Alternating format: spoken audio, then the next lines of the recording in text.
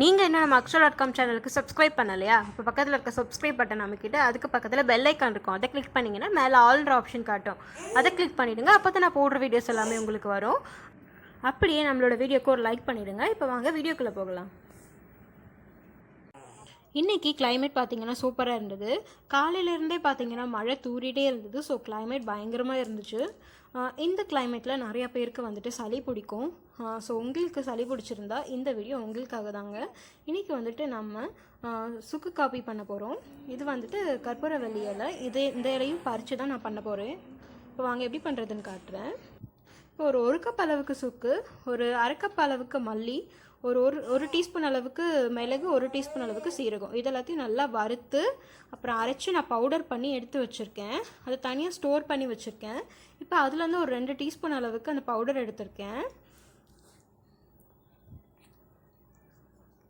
அப்புறம் பார்த்திங்கன்னா ஒரு 5-6 கற்பூரவள்ளி இலை வந்துட்டு பறித்து நல்லா அலசி எடுத்து வச்சுருக்கேன். இப்போ 2 டீஸ்பூன் அளவுக்கு நாட்டு சர்க்கரை எடுத்து வச்சுருக்கேன்.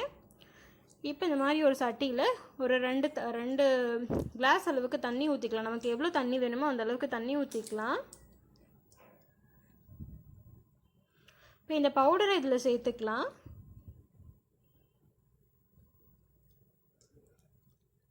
இப்போ இந்த இலையை வந்துட்டு நல்லா இந்த மாதிரி கையை வச்சு நசுக்கி விட்டுக்கோங்க.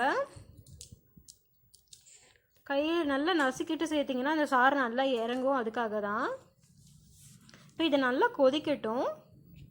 பாருங்கள், இப்போ நல்லா கொதிக்குது. இது அப்படியே ஒரு 2 நிமிஷம் நல்லா கொதிக்கணும். நம்ம 2 டம்ளர் தண்ணி ஊற்றணுன்னா அது 1 டம்ளர் வர வரைக்கும் இதை நல்லா வற்ற விடணும். நல்லா கொதிக்கட்டும். இதை நல்லா கொதிச்சதுக்கப்புறமா இதில் தேவையான அளவு நமக்கு எவ்வளோ இனிப்பு தேவையோ அந்த அளவுக்கு இதில் நாட்டு சர்க்கரை சேர்த்துக்கலாம். சேர்த்து இப்போ நல்லா கிண்டி விட்டுடலாம். இது நல்லா கொதிச்சு நல்லா வற்றட்டும். அது வரைக்கும் அப்படியே விட்டுறலாம். இது வந்துட்டு உங்களுக்கு ரொம்ப நாளாக நெஞ்சு சளி இருக்குது, சளி பிடிச்சிட்ருக்கு அப்படின்னா நீங்கள் இந்த மாதிரி டெய்லி ஒரு தடவை குடிச்சிங்கன்னா உங்களுக்கு எல்லாமே கிளியர் ஆகிடுங்க. கண்டிப்பாக நீங்கள் ட்ரை பண்ணி பாருங்கள்.